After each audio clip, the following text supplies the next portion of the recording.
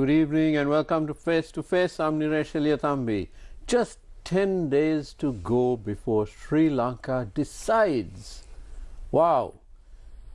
But many people, many voters are still undecided. The major candidates, do they measure up? But in case you don't want to vote for a major candidate, there are many competent minor candidates or other candidates, if you prefer to call them that. And we have one with us this evening, Professor Lalith De Silva, who is representing the UNFF, the United National Freedom Front. Welcome, Professor. Thank you. So, Professor, let's get right down to it. Why are you running in this presidential election? Yeah. Basically, I've been an academic for the last 32 years and also in the construction industry. I've been the president of Sri Lankan Institute of Architects, and I was in many boards like UDA, Environment Authority.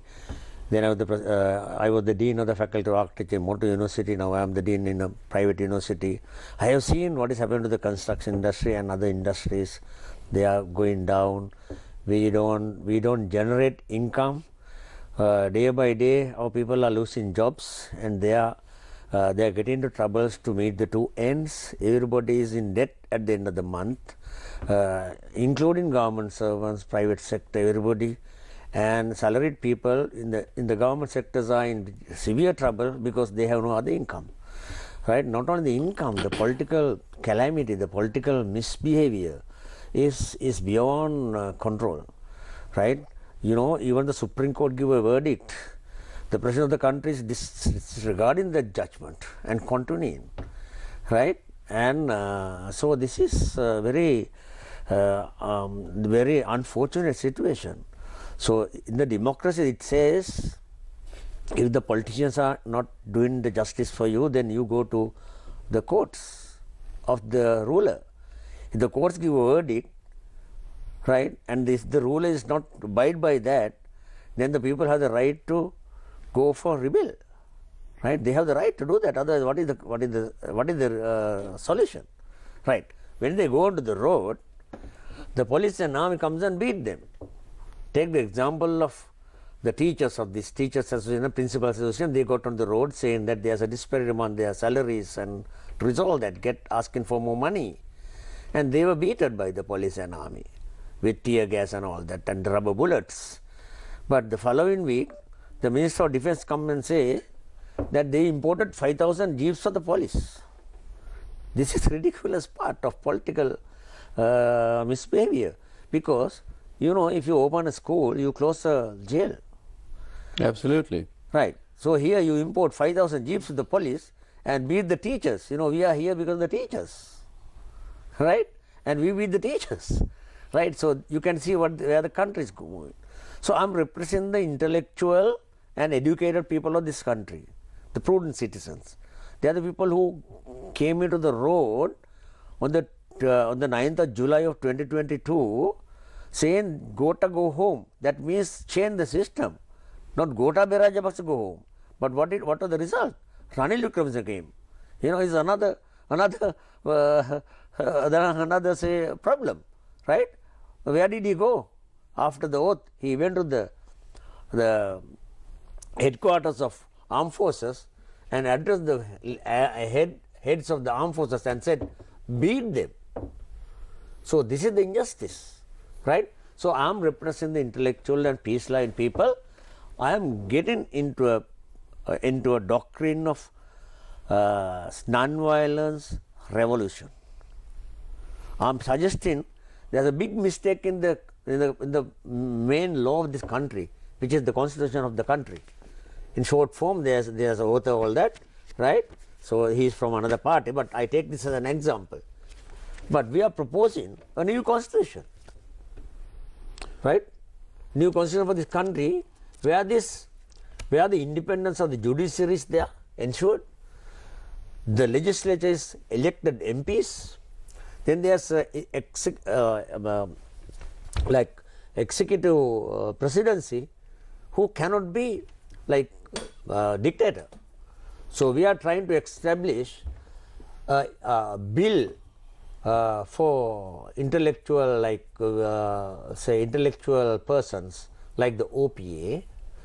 So where there will be a election to elect 22 sectors of learned, good track record, experts in particular areas, say fisheries, agriculture, defense, finance.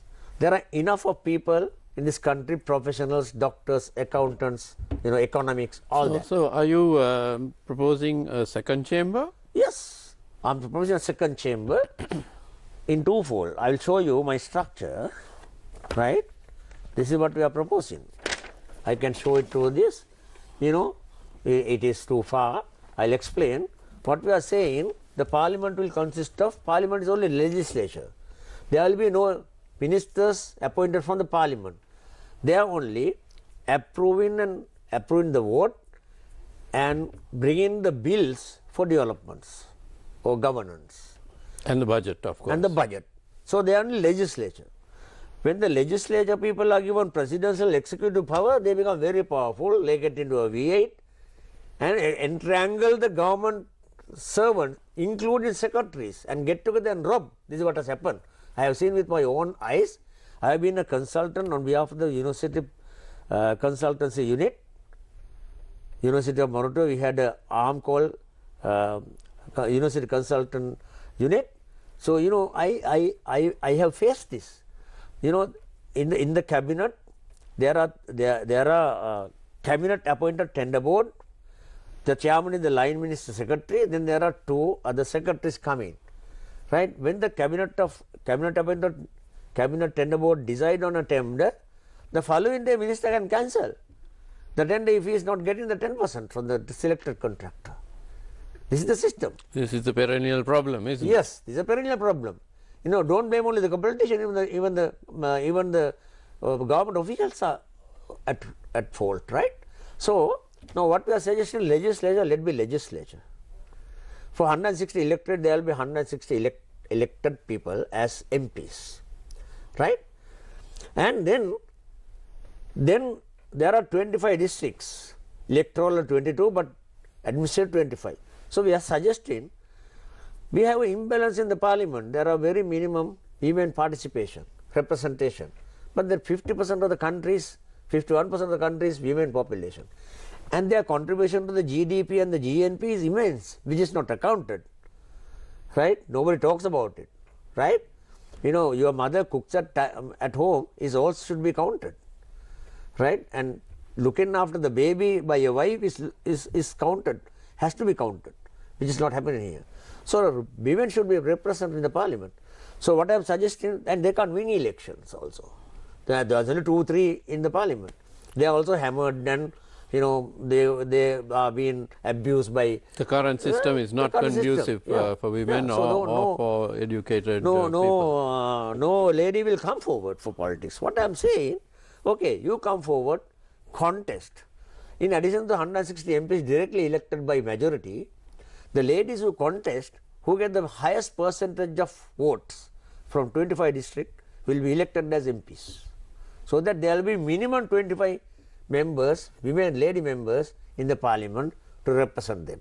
So 207 in the parliament, our system, because we are suggesting another 22 from the we call it in Sinhala Jatika Buddhi Mandala, National Intellectual Board. So that 22 will be like the Senate in the parliament. The Senate will advise the MPs from different sectors, 22 sectors. Okay, this is good. Change this.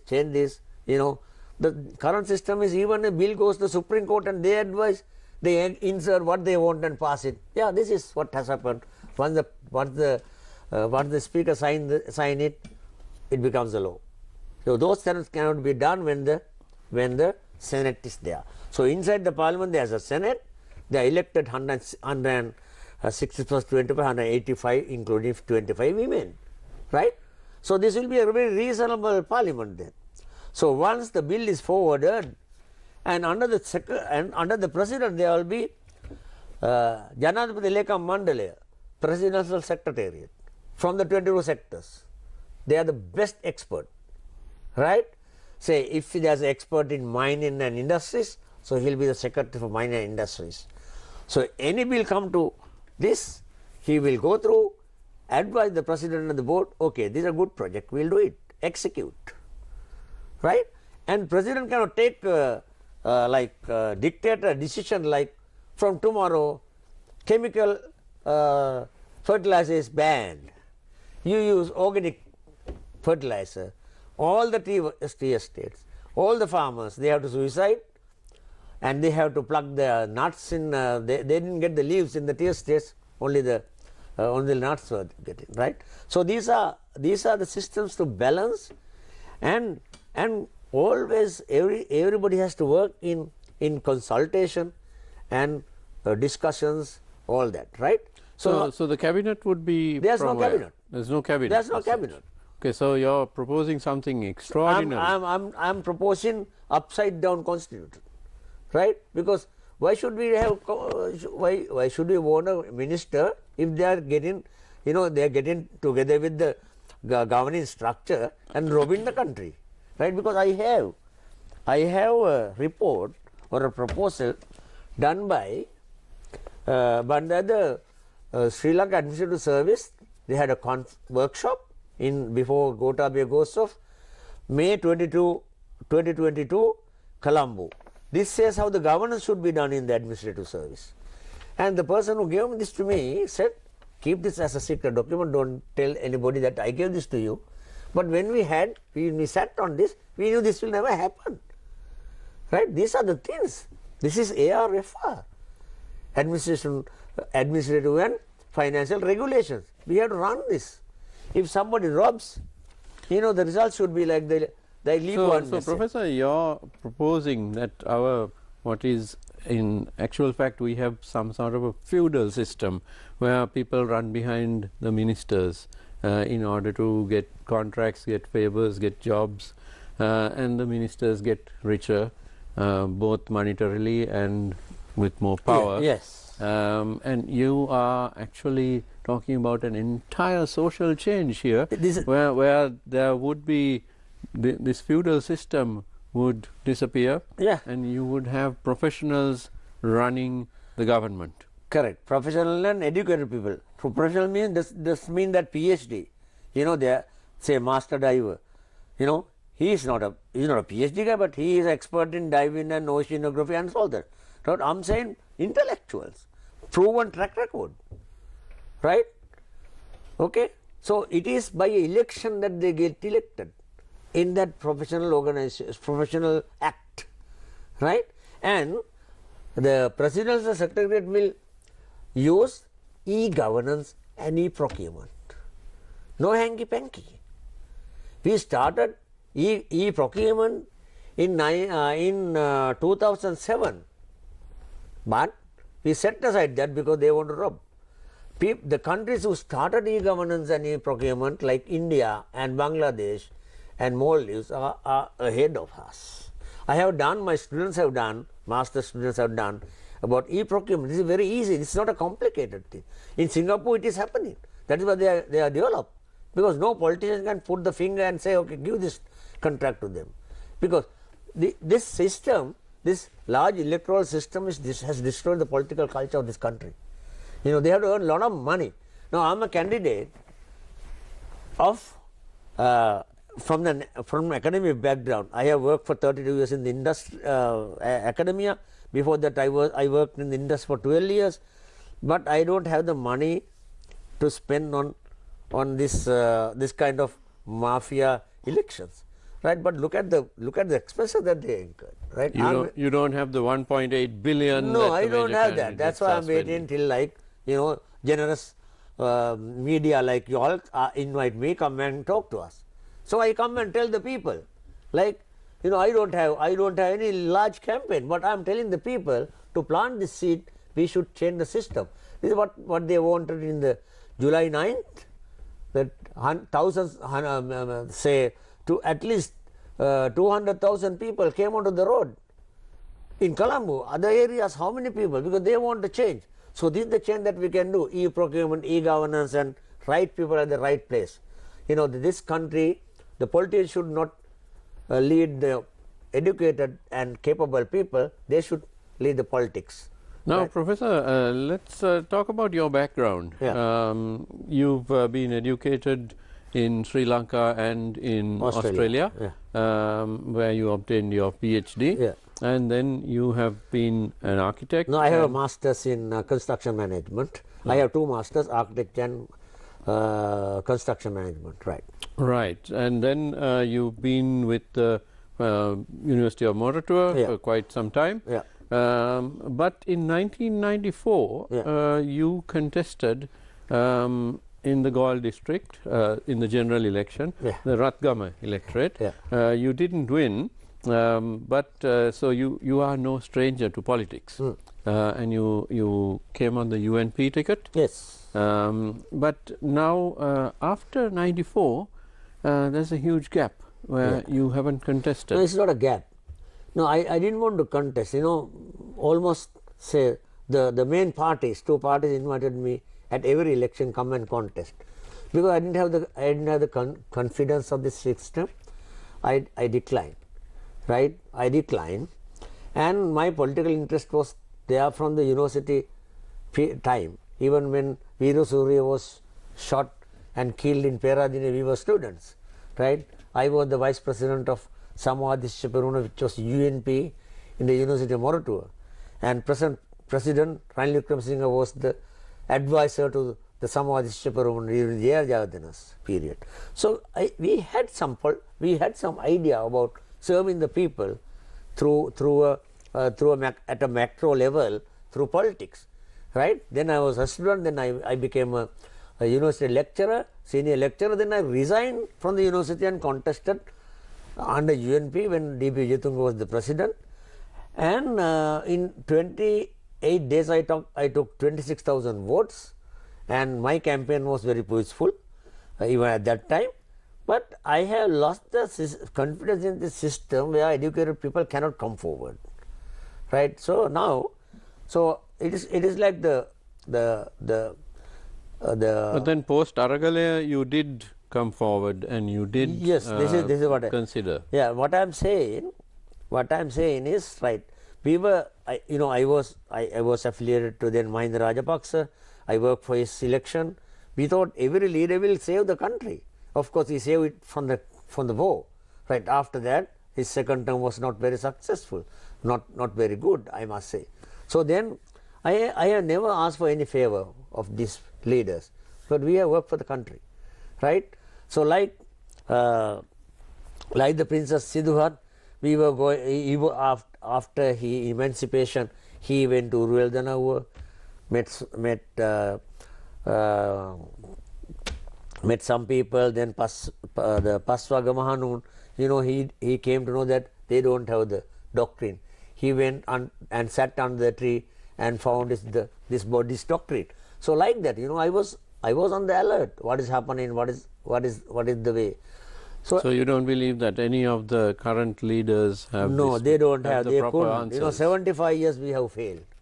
Whoever who come under this system, even say by 2048, we will be 100 years after independence.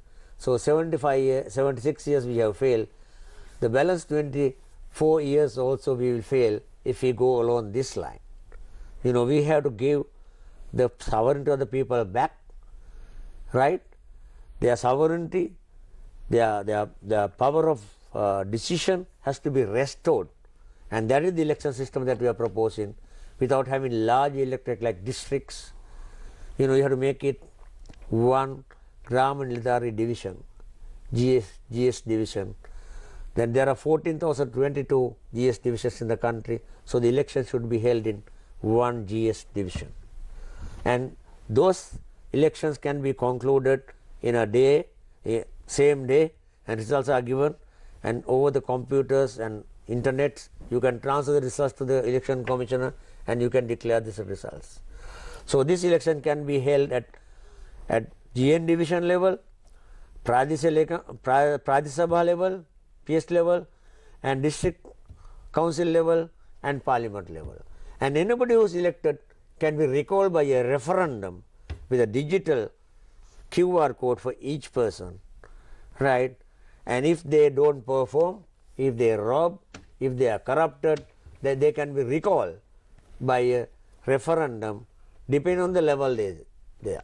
If it is parliament, they elected, there will be a referendum. If it is a district council, there will be a referendum in the district council. If it is Pradesh Sabha, there will be a referendum in that level. So that kind of referendums, so according to our constitution, referendum is the people's power, people's sovereignty 24 hours into 365 days. I'm afraid the camera won't catch the details of that, Professor. We are going to... This is on website www.janataparliament.com. This is the concept of Janata Parliament, which we have created as a platform for social disclosure. So because that platform cannot contest the elections, so we made an alliance with Sri Lanka, United National Freedom Front, where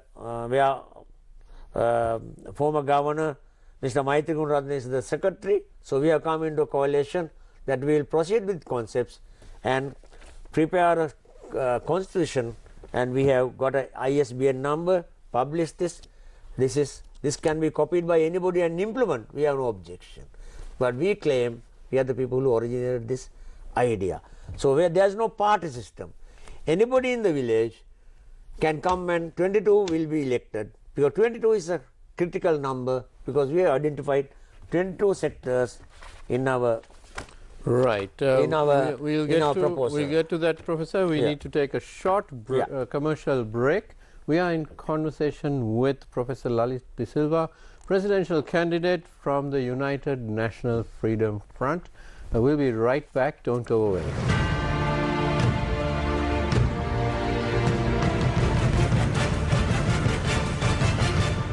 A trusted place for your fixed deposit. Valuable FD, a symbol of stability. Don't miss the Institute of International Auditors Sri Lanka's 9th National Conference on September 11th, 2024. Gain powerful insight into embracing trends, enhancing value from top experts. Secure your spot. Register now at www.iiasl.lk. Media sponsor, TV1.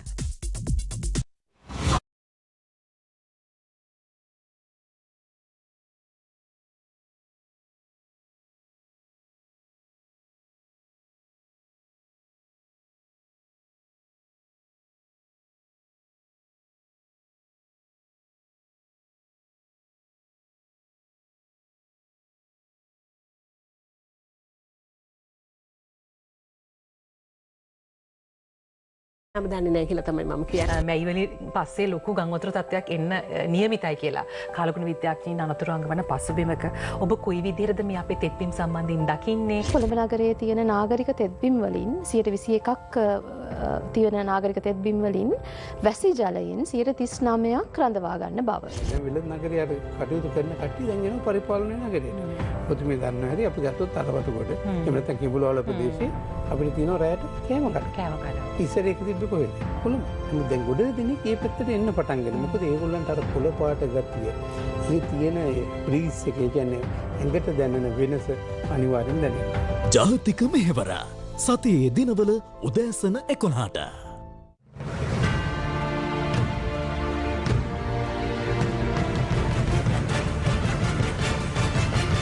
Welcome back to Face to Face. We are in conversation with Professor Lalith De Silva, presidential candidate from the United National Freedom Front. Professor, you spoke earlier of the fact that a lot of people are losing jobs, including and especially in the construction sector. So you don't buy President Wickremesinghe's claim of economic stability? Economic stability is a very, very vague thing in Sri Lanka, because this is actually a false information. Faulty information, because at the time of he is taking over, it was $81 billion, the debt. National debt. National debt. Now it is 120. This is what happened when you reschedule without pay, because the interest is added. It's like a snowball, becoming bigger and bigger. The moment, the day you start paying, you have to pay through your nose. So I predict, I predict if he continues like this, a dollar will be 500 rupees, the day you start to pay. Because we are not producing anything to repay the loan. You paying loan by loan is disastrous. Just take our home economy. If I take a loan, I can go to the bank and say, okay, you please reschedule. When you reschedule, they will calculate the interest up to that date and put as a lump sum, and then this is granted to repay with again with the interest. This is what is happening now, right? But we have to be ready. We have to earn money. We have to create wealth to repay. How we are going to make the wealth? We have to find the wealth inside our country. We have to do value addition to products. The people should work 8 hours a day, right? So that is the path that we are taking for economic recovery, not borrowing money. President Wickremesinghe keeps on saying that we should fix the economy first and then the governance issues later. What's your take on that? You can buy time, but the day will come, we will collapse, like what has happened in Bangladesh. The people will come again onto the road. So that day, he will not be there sometimes, right? But the future generation has to suffer, right? Because anarchy is dangerous. Now Bangladesh, after handing over to that Nobel Prize winner, right, 85 years of age, they are having further problems now. Because it has to be systematically handed over, right? So now it has to go to a person who is sensitive, sensitive to people's issues, burning problems, and he understands the life of people, right? So we are from the village, right? So you don't think the president and the other major party candidates understand? No. The hardships that people are they may be hearing, they may be talking about it, but they have not understood it. They have not understood it really. Right? Everybody is suffering. Right? I have a private practice. I have a large number of architects. Most of them have left the country. So I am retaining few people because the little amount of work that I have to run. Right? So like that, a lot of people, even when I interview people for master's programs, their object is, what is your future plans? They say, sir, after I finish the master's, I'm leaving the country. We spend a lot of money on free education, and we are making ready-made professionals to other economies. This is what is happening. Right? We are giving doctors, engineers to other economies. We borrow money and teach them. So I suggest all these guys who come into the university must enter into a bond that they will pay a dual tax. What they earn there, they pay a tax here as well.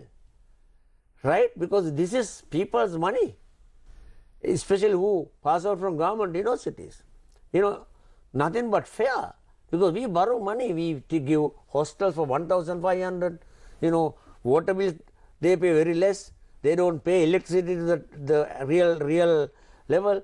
So all this with government support, once you get a degree, you go abroad and they take high perks. They should look after the country, right? So this is one suggestion. But more than that, what I am saying, the world of work is very big. And I have been an academic for 32 years.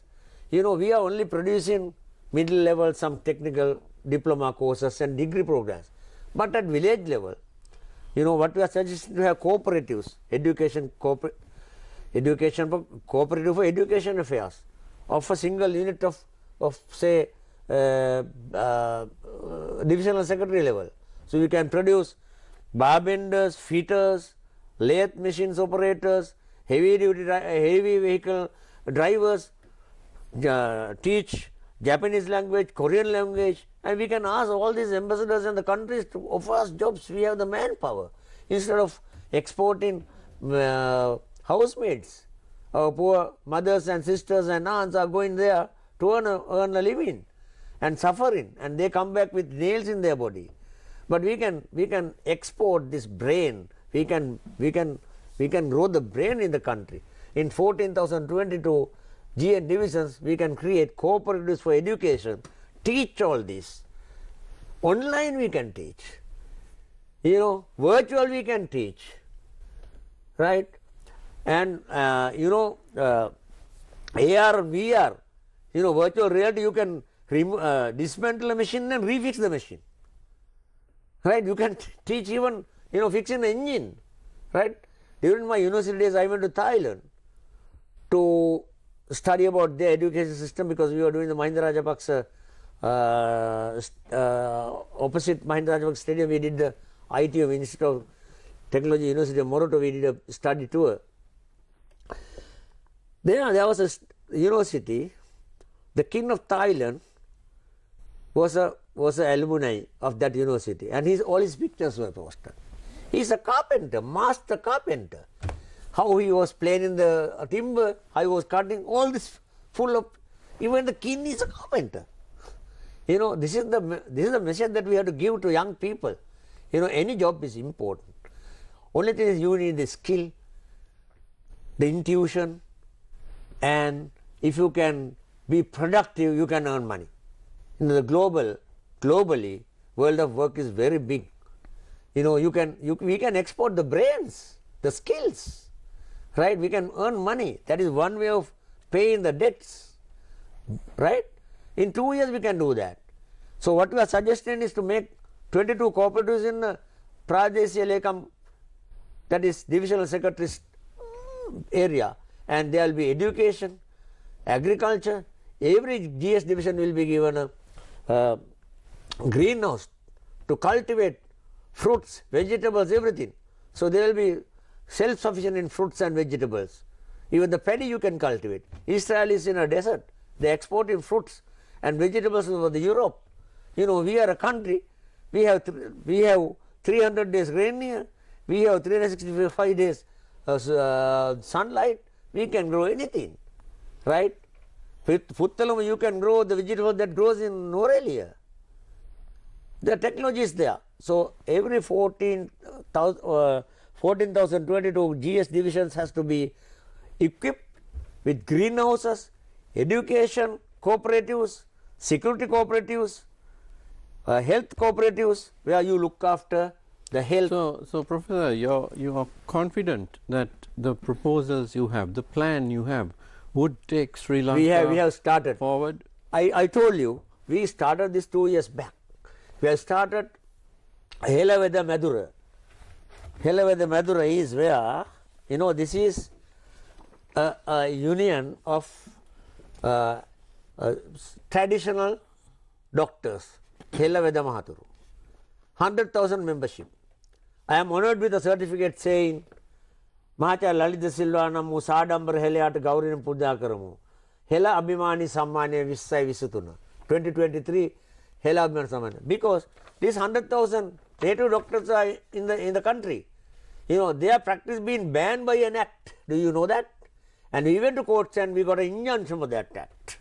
And we are getting with them and going to have Helaveda Maduru, traditional hospital in every divisional secretariat, so that, you know, the people of that area can be treated under this and minimize the imports of Western medicine.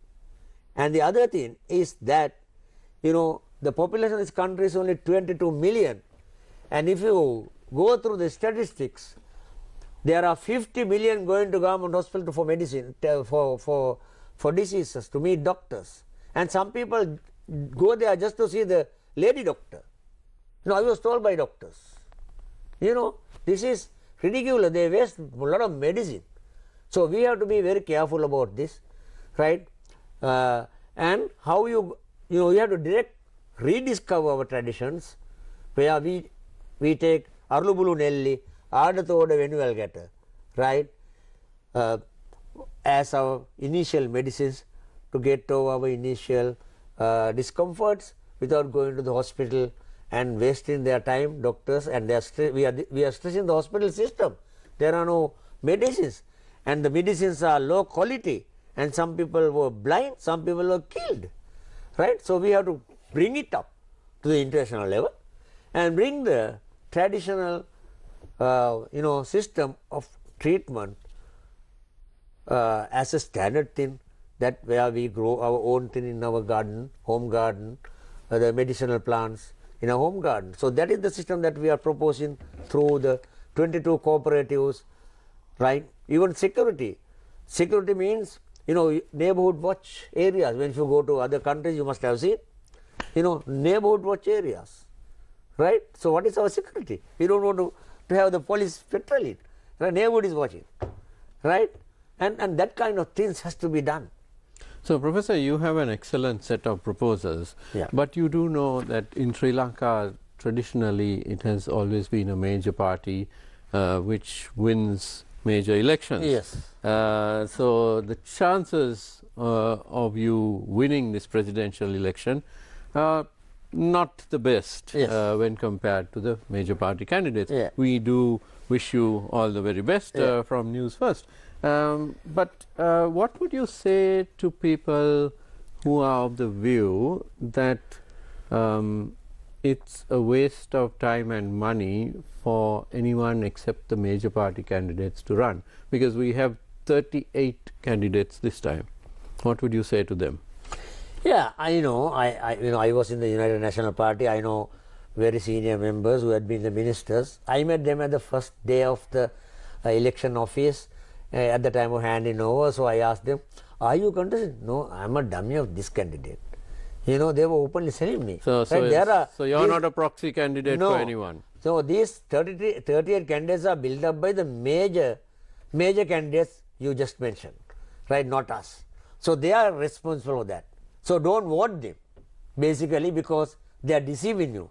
They are putting dummy candidates to get more polling agents, more counting agents, more people around them at the elections to maybe to rig or what, I don't know. But this is the mistake. This was done even from the J.R. Devardhana's time, from the Sirma's time. It was the tradition. This is the waste of time. We are genuine candidates. I am a professor, I can't contest the election. That is the mistake in this present constitution. In the Presidential Act, Election Act, nobody can contest the presidential election unless you are ex-MP. People who are in jail, people who are fined 3 million can come back as a presidential candidate. But 32 years, university lecturer, professor, emeritus professor can't contest. My rights are denied. So that is why I say people's sovereignty has to be protected. But you were able to contest because of Maitri gave me the party, and my team in the Janata Parliament, they said, you are the president of this group, and we have to go and plant this seed, this idea to people, otherwise they don't know, and this idea will die if you don't come forward. Now, Professor, you don't have the huge funds. You don't have this huge grassroots network of officers which the major parties have. How are you getting your message out? Yeah, we are getting in fact, we have the network in the entire country. Those who are in Aragalaya, those who are in civil organizations are around us, about 20 organizations. We are in the coalition, right? So now they are in the network, right? But compared to that, we don't have that money to spend, because actually so far the major part of the money is my personal money. And even Janata Parliament concept, there was few other guys, we were doing the funding, right? We were doing the funding because we wanted to do something for the country, right? Now I have my 3 sons. 2 of them are in Australia. One is working with me and is a senior lecturer in the university. So this is not for my family. This is for the families who are in trouble in the entire country. We should have this non-violent social revolution and change the system to a cooperative economy of 22 sectors that we have selected to improve this country. So we have divided this scientifically, which areas should be developed, which areas we should find the experts, the Pravinayas with a good track record, who has proven track record, right? But I'm the 39th person who deposited the money. Maitri went and deposited the money at last, actually, because I was watching nobody, no professional, no professor, no former vice chancellor of this university system. There are 16 universities. Nobody coming forward because they are trapped. You know, I spoke to one of the former vice chancellor. He said, "Like I just finished my chairmanship in this bank, and I'm sitting in some other government boards. I cannot go against the government. So this is, you know, it is all for me, everybody. You know, I'm not for that. You know, I have come forward on behalf of the Janata Parliament with a new constitution. What I am saying, if you vote me and elect me, 24 hours this constitution will be effected, and I will change the system to a direct democracy from a representative democracy, because in our system there is no party, because parties are slavery. Right? I couldn't remain in the United National Party because I was not a slave of Ranil Wickremesinghe. I couldn't go into Mahinda Rajapaksa port tour because I was not a slave of that party, because I talk directly what I think correct, and I respect people for their democratic ideas. So we have got together and we have formulated for 2 years, more than 2 years, this constitution and this statement, our policies and plan. You know, this country only can be built by relying on our self-esteem, self-respect, respect to all religions, respect to all communities, right? And we can build this with our natural resources and the physical resources and the human resource. That is what Mao Zedong said when he did the revolution in China. You know, my population is my resource. You know, our people are our resource, right? And by this system, we don't want the 13th Amendment, reconciliation for people, you know, because we are giving the political freedom to the village level. So they are the people who been elected without party. 22 eminent people can come elected for every Brahmanleda division and become the Pradesh member, Pradesh Sabha member, become a district council member, become an MP, because then, you know, their unit is independent. They prepare according to their resources, they prepare their development plan, they control that, and that is how it comes up. So, but we keep the people's sovereignty and their power to recall at the level, at the highest level of referendum. Referendum can refer to anybody to recall. So that is our constitution. It is a foolproof constitution. Maybe somebody says this is not existing anywhere in the world. Buddhism was not existing anywhere in the world before the Lord Buddha declared the doctrine of Buddhism, right? So our group is declaring this as the best constitution for the country. So this can be debated, this can be presented. This is on our web from tomorrow. We will have this on the web, www.janataparliament.com. So please go through it, go through our policy, how we are going to make the cooperative system as the spine of this economy. So you help everybody, each and everybody, and build this economy up. Excellent concepts indeed. We were in conversation with Professor Lalith De Silva, presidential candidate from the United National Freedom Front. I'm afraid we are out of time tonight, but thank you very much, Professor, for joining us, and good luck to you in your election campaign. Thank you. And thank you to you at home for being with us this evening. Don't go away. The news is coming up next. Have a good evening.